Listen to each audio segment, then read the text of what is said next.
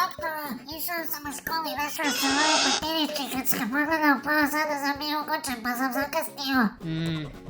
Evo sam papirić nastavnici i ona me izbacila sa časa i poslala kod direktora. Onda je direktor pogledao papirić i izbacio me iz škole i otišao sam kući.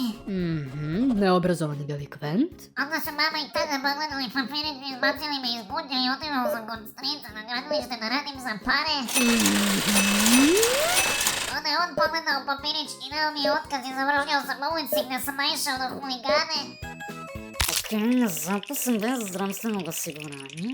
Onda su oni pogledali papirić i prebrali me. Da, jasno. Odjebo.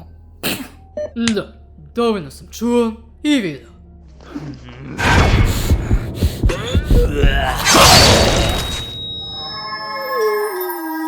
Čuj me, dajte hrišćansko i odgovori na pitanje.